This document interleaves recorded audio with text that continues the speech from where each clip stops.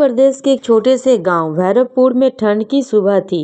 कोहरा इतना घना था कि सामने का रास्ता भी साफ नहीं दिखा रहा था। गांव के बीचों बीच एक पुराना सा पक्का मकान था जिसमें रहता था शर्मा परिवार। घर बड़ा था लेकिन सोच छोटी। उसी घर में ब्याही गई थी गरीब बहू राधा। राधा की शादी को अभी एक साल ही हुआ था कि मायके में गरीबी देखी थी, इसीलिए मेहनत की आदत से साथ लाई थी। लेकिन ससुराल में हालात अलग थे। यहाँ मेहनत से ज़्यादा तानों की भरमार थी। रोज़ सुबह सास की वही संवाद होता, बहू आज नाश्ता भी अच्छा होना चाहिए और दोपहर की सब्जी भी, मेहमान आने वाले हैं। राधा सिर झुकाकर बोलती, जी माँ। लेकिन सच्चाई यह थी कि रसोई में सामान नाम मात्र का होता था। थोड़े से आलू, तो आधी लौकी, 2 प्याज, 1 टमाटर और कुछ सूखी सब्जियां।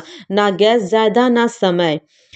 सास का नियम था, सब कुछ 5 मिनट में तैयार होना चाहिए। ससुराल में कोई राधा की हालात समझने वाला नहीं था।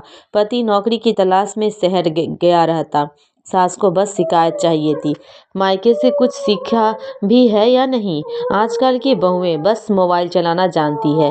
राधा चुप रहती लेकिन उसका दिमाग तेज चलता। उसने माँ से सीखा था, समय कम हो तो अकल ज़्यादा चलाओ। एक दिन अचानक सास ने ऐलान किया, आज रिश्तेदार आ रहे हैं, 10 तरह की सब्जी बनेगी, वो भी जल्दी। राधा के पैरों तले जमीन खिसक गई।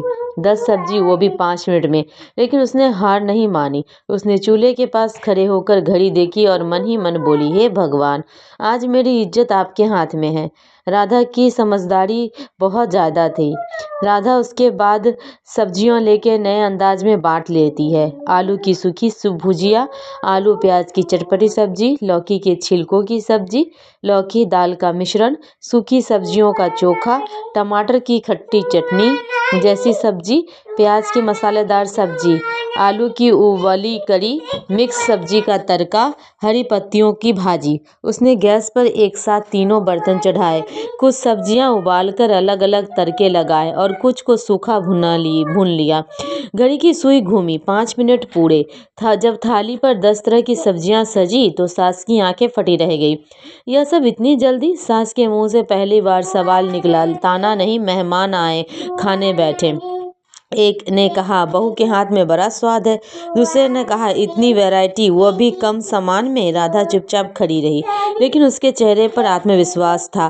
खाने के बाद सास ने पहली बार राधा से धीरे से कहा, बहू सच कहूँ तो मैंने तुझे कम आका। राधा की आंखें भर आई। उसने सम्मान की भूख थी, तारीफ की नहीं।